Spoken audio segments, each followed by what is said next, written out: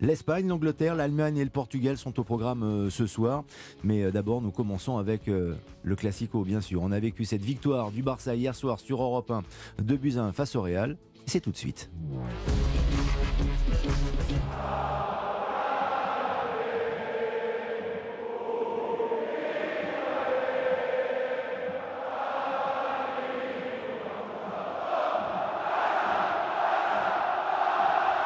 Ah, c'est beau, c'est beau. Lionel Rosso. C'est beau un Camp Nou qui chante, un Camp Nou qui vibre. Et il s'est passé beaucoup de choses hier soir. Juan José Dorado, bonsoir. Buenas noches, Lionel. Buenas noches a todos. Hola, ¿qué tal, señor? Muy bien. Après ce match magnifique, entre guillemets, auquel nous avons assisté hier soir, c'est vrai que encore un classico, mais on prend toujours du plaisir à voir des classicos, même si parfois le jeu n'est pas terrible. Mais il y a toujours quelque chose dans un classico entre le Real et le Barça.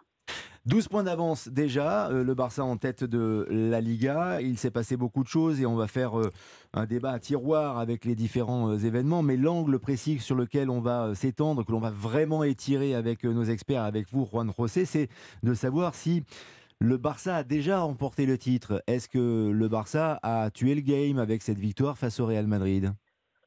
Il a presque tué, hein. Même les supporters et les dirigeants du Real Madrid reconnaissent que le Barça a pris une sérieuse option. Il faut juger, hein. Le Barça 68 points, le Real 56 à 12 points donc du Barça quand il ne reste que 12 journées. Donc oui, le Barça a pratiquement tué la Liga, ce qui est bien déjà pour Xavi Hernández, l'entraîneur du Barça, qui va pouvoir rapporter donc un titre depuis qu'il est arrivé du côté de Barcelone avec ce titre de Liga à la fin de la saison. Mais c'est vrai que c'est aussi attendu, entre guillemets. Vous savez, depuis la 13e journée, c'est le moment auquel le Barça a pris la tête de façon définitive de la Liga espagnole. C'était la 13e journée, jusqu'à aujourd'hui. Voilà, il a su faire la différence avec le Real. Le Real qui, depuis la fin du mois de janvier, est passé par un trou d'air. Et ce trou d'air s'est converti en 12 points d'avance pour le Barça. Donc oui, quelque part, le Barça a déjà pratiquement gagné la Liga et ce titre pour Xavi Hernández. Et on en parle avec nos experts sur l'antenne d'Europe 1. C'est vrai qu'elle fait du bien, cette victoire et cette avance au classement. Eric Huette, les turbulences avec l'affaire de corruption, d'arbitrage. On en parlait hier soir, donc on ne va pas y revenir aujourd'hui, à moins que vous le souhaitiez, évidemment. Mais c'est surtout le terrain sportif qui nous intéresse et cette prédominance désormais du Barça, même si ce n'est pas le cas en Ligue des Champions, puisque le Real, lui, est encore engagé. Mais en championnat, on a vraiment le sentiment que cette équipe du Barça est très forte déjà, mais que Xavi a réussi à insuffler son style et son esprit. Oui, et c'est pas forcément un style qui nous ramène dans les années 90, 2000, 2010 du Barça, un Barça offensif.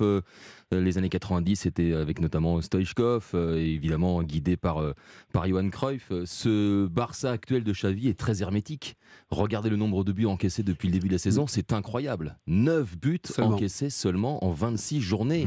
Hier, le but madrilène, c'est seulement le 2e au Camp Nou pour un adversaire. Et le premier, c'était Rosselló sur penalty de l'Espagnol. Donc, ces matchs remportés 1-0, beaucoup de clean sheet parce que Ter Stegen est évidemment, encore une fois, l'un des meilleurs gardiens au monde. Il n'y a pas de doute là-dessus.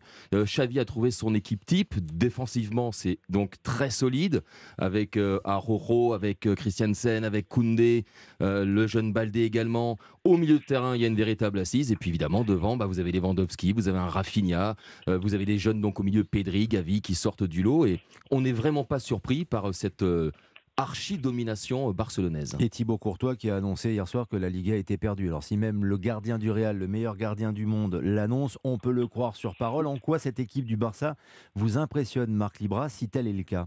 Alors, je pense que par rapport à Xavi, c'est pas le meilleur Barça. Je pense pas que c'est le Barça dont il rêve. Par contre, ce Barça-là est très efficace parce que dans le jeu, c'est pas mal, c'est bien, mais je pense qu'il rêverait d'autre chose. Ce qui est sûr, c'est que Courtois sauve le Real sur la première période, il fait des arrêts importants, Ter Stegen aussi, mais c'est surtout le championnat a basculé à la 80e minute, c'est-à-dire le but d'Asensio. C'est-à-dire que si là le but est validé, peut-être que ce soir, On on n'a parle pas le même autrement. thème. On Ouais. n'a pas du tout le même thème. C'est-à-dire que là, on n'est plus à 12, on est peut-être à 6, parce qu'il n'y avait que 9 points. Donc, ça a basculé hier soir. Et je pense qu'avec cette défaite, le Real va juste se concentrer sur la Ligue des Champions. Parce que c'est vrai que le problème qu'il y a eu, le trou d'air du Real, ils ne peuvent pas le récupérer. Cette équipe a perdu seulement deux nuls et deux défaites, il me semble. Ouais, c'est ça. Voilà, Barcelone et Almeria, il me semble. Non, c'était qui le deuxième? Ouais, Almeria. Almeria, il n'y a pas longtemps. Almeria, il n'y a pas 1-0. longtemps. Donc aujourd'hui, cette équipe-là, je ne vois pas comment 12 plus 10 buts d'écart, donc ça fait 13 points. Il faudrait qu'ils perdent 4 matchs. Voilà, le championnat est gagné. Le Real va s'ouvrir sur d'autres choses.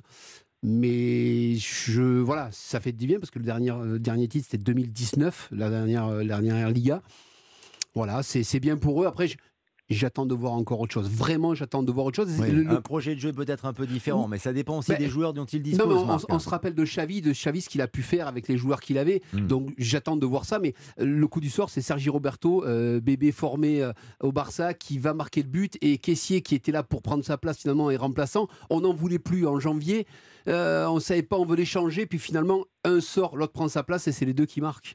Donc c'est plutôt l'histoire est jolie pour tous les deux en fait. Celui qui a mis tout le monde d'accord aussi, Anthony Tobelem, c'est Lewandowski qui est arrivé en début de saison avec le Barça, qui a continué à empiler les buts comme il le faisait avec le Bayern et qui, même s'il n'a pas marqué hier, est l'un des artisans, sinon le principal sur le terrain de ce titre qui se profile pour les Catalans. Oui, de toute façon, moi je trouve que par rapport à ce qui vient d'être dit, on avait peut-être une vision tronquée de ce qu'était cette saison Barcelone par rapport aux différentes affaires qu'il y ait pu avoir, par rapport à la purge de la saison dernière, avec notamment le départ de Lionel Messi. Et je pense qu'on a, et moi le premier, peut-être pas analysé à quel point finalement cet effectif était extrêmement compétitif, avec effectivement Robert Lewandowski, qui est un attaquant tout-terrain, Bundesliga, maintenant Liga, il marque toujours autant de buts, il est un leader. Et moi, c'est ce que je vais retenir de la saison de Lewandowski, parce que ses buts ne nous surprennent plus, c'est cette notion de leader. C'est quelqu'un qui a gagné en leadership depuis qu'il est à Barcelone, qui amène avec lui une jeune génération, parce qu'il y a beaucoup de jeunes joueurs. Et tout à l'heure, on parlera de l'Angleterre et d'Arsenal, mais je trouve que Xavi construit un peu comme Mikel Arteta est en train de faire son équipe d'Arsenal, c'est-à-dire c'est une fusée à plusieurs étages qui peut-être décolle plus vite qu'on ne l'avait prévu parce qu'il y a des défaillances de la part des concurrents directs, mais je pense que c'est extrêmement prometteur si bien évidemment l'extra sportif ne vient pas rompre cette dynamique. Mais quand je vous disais que j'aurais aimé voir autre chose, c'est que j'attendais énormément de cette jeune génération en Ligue des Champions. Et on a vu qu'en Ligue des Champions, ça passe pas. Et on a vu cette saison, ça passe pas. Face à Manchester, ça passe pas non plus. Voilà, il leur manque du temps de passage. Comme le dit Anthony, il va falloir la forger encore plus, la préparer. Et parce que je m'attendais à autre chose. Ils étaient dans le groupe de la mort en plus. Oui, dans le groupe de la mort, mais il était sacrément oui, mais quand tu relevé. vois ces gamins, cette génération avec l'équipe d'Espagne, tu dis ouais, ils vont nous régaler. Puis en fait, tu as très vite vu leur limite. Mais vous savez, des champions. Si on se remémore donc l'arrivée de Xavi en novembre 2021, quelques temps après, on voit le mercato hivernal avec Aubameyang, avec le retour de Daniel Alves. On est loin de penser moins d'un an et demi après, le Barça allait redevenir champion. Le Barça qui avait hypothéqué à ce moment-là son avenir, avec évidemment sa dette colossale, et je revends 25% de mes droits télé, et je signe un contrat de sponsoring avec Spotify, et je fais un énorme emprunt bancaire de quasiment 600 millions d'euros. À ce moment-là, on se dit, mais que fait le Barça? Où va-t-il? Eh bien, il va vers un titre de champion qui effectivement lui échappait, Marc l'a dit tout à l'heure, depuis 2019. Juan José Dorado, il y aura peut-être une revanche, puisqu'il y aura encore un classico pour le Real, ce sera en Copa del Rey. Oui, il peut y avoir encore une revanche, puisqu'effectivement, vous avez tout à fait raison, le match retour de la Coupe du Roi, les demi-finales, va se jouer le 5 avril, ça sera toujours au Camp Nou, donc encore un Barça-Real Madrid. Il faut quand même rappeler qu'effectivement, le Real reste donc en lice encore pour ce titre de Coupe du Roi et en Champions League, mais c'est vrai qu'aujourd'hui, le Barça va concentrer tout son potentiel et toute son énergie, peut-être justement dans ce titre de la Coupe du Roi, ce qui permettrait à Xavi et donc à Ter Stegen de ramener un 12e titre cette saison dans les vitrines d'un Barça qui effectivement n'a pas développé un jeu magnifique, mais que petit à petit s'est installé et qui commence effectivement à avoir un projet qui peut avoir de la consistance. Mais c'est vrai que d'un autre côté, ce Barça-là pourrait se voir malheureusement perturbé par le fait des stress sportifs dont vous avez parlé hier soir, par exemple. Le Classico, c'est toujours très très bouillant. Il y a une très grande rivalité. C'est toujours plus dense et plus intense que les classiques entre Paris et Marseille, même si ça a un intérêt pour nous vu de France. Mais le Classico, c'est vraiment international. Puis surtout, c'est le vrai Classico. Et il y a toujours des tensions. On l'a vu, il y a eu quelques algarades à la fin de la rencontre, quelques mauvais gestes. Et Vinicius, alors qui, là je fais une parenthèse, est pas loin d'être actuellement, je ne sais pas si vous êtes d'accord, le meilleur joueur du monde. Il est très impressionnant en ce moment, le joueur du Real. Oui. A de nouveau été insulté, Juan José Dorado. Que s'est-il passé? Oui, effectivement, Vinicius a été encore le centre des invectives des supporters espagnols et notamment aujourd'hui des supporters du Barça. Vinicius qui a été sifflé, Vinicius dont on a crié quand il est rentré sur le terrain, Vinicius crève. Donc vous voyez, c'est des mots très forts. À un moment donné, il est allé récupérer un ballon sur le banc de touche et il s'est fait insulter avec des noms que je ne peux pas répéter en public aujourd'hui, des supporters du Barça. Donc Vinicius, qui depuis des semaines et des mois arrive à se faire insulter par tous les supporters de tous les terrains du football espagnol. On l'a beaucoup défendu, c'est vrai, que ce soit Ancelotti, que ce soit son président, mais même d'autres joueurs. Mais quelque part, les supporters espagnols ont du mal depuis quelques mois avec Vinicius. Et hier soir, c'était quand même très, très, très dur et très fort parce que crier au Camp Nou, Vinicius crève, vous comprendrez que ça n'a pas sa place dans un terrain de foot. Comme quand ce n'est pas des insultes racistes dont il est l'objet, dont il est victime, Vinicius. Et ça, c'est dommage. Dommage, ça entache un tout petit peu la victoire du Barça, mais on voulait en tout cas faire la lumière sur cette rencontre et sur l'avance des Catalans et sans doute le titre joué en Liga et en Espagne. Merci Juan José Dorado. À la prochaine, mon cher Juan José. À très vite. Vous le notez sur votre agenda, bien sûr. Vous vous arrangez pour être là et le samedi et le lundi entre 22h et 23h, Juan José Dorado. Vous êtes d'accord? Toujours fidèle au poste. Je le sais.